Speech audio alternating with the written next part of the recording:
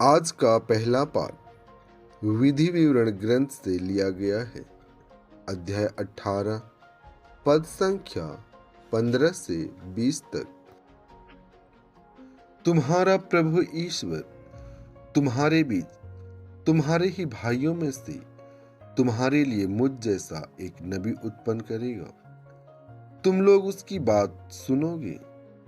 जब तुम होरेब पर्वत के सामने एकत्र थे, तुमने अपने प्रभु ईश्वर से यही मांगा था।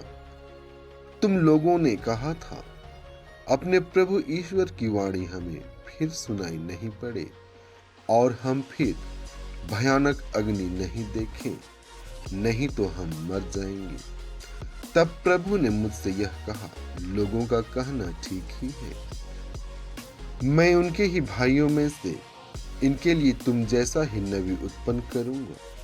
मैं अपने शब्द उसके मुख में रखूंगा और उसे जो जो आदेश दूंगा वह तुम्हें वही बताएगा। वह मेरे नाम पर जो बातें कहेगा, यदि कोई उसकी उन बातों को नहीं सुनेगा, तो मैं स्वयं उस मनुष्य से उसका लेखा लूंगा। यदि कोई नबी मेरे नाम पर ऐसी बात कहने का साहस करेगा जिसके लिए मैंने उसे आदेश नहीं दिया, या वह अन्य देवताओं के नाम पर बोलेगा, तो वह मर जाएगा। कुरिन्थियों के नाम संत पौलुस का पहला पत्र, दूसरा पाठ, अध्याय 7 पद संख्या 32 से 35 तक। मैं तो चाहता हूं कि आप लोगों को कोई चिंता न हो। जो अविवाहित है वह प्रभु की बातों की चिंता करता है, वह प्रभु को प्रसन्न करना चाहता है। जो विवाहित है वह दुनिया की बातों की चिंता करता है, वह अपनी पत्नी को प्रसन्न करना चाहता है। उसमें परस्पर विरोधी भावों का संघर्ष है।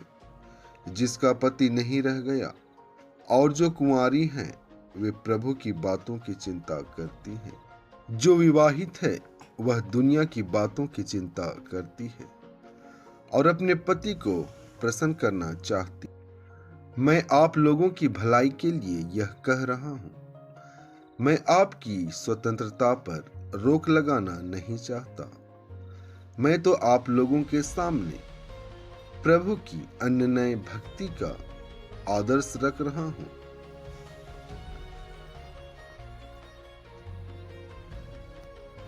आज का पवित्र सुसमाचार संत मार्कुस से लिया गया है।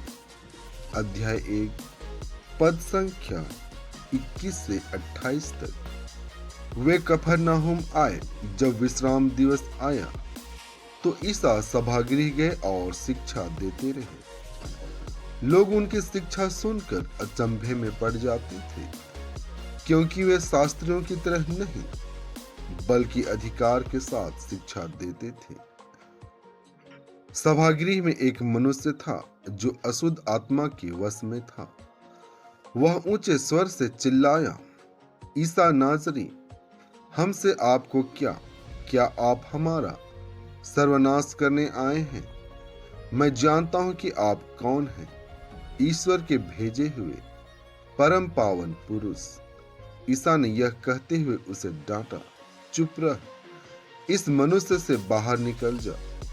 अब दूत उस समय मनुष्य को झकझोर कर ऊंचे स्वर से चिल्लाते हुए उससे निकल गया।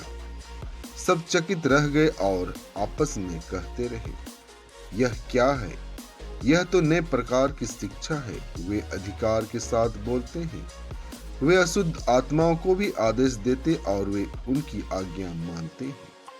ईसा की चर्चा शीघ्र ही गलीलिया प्रांत के कोने कोने में फैल गई। आमीन।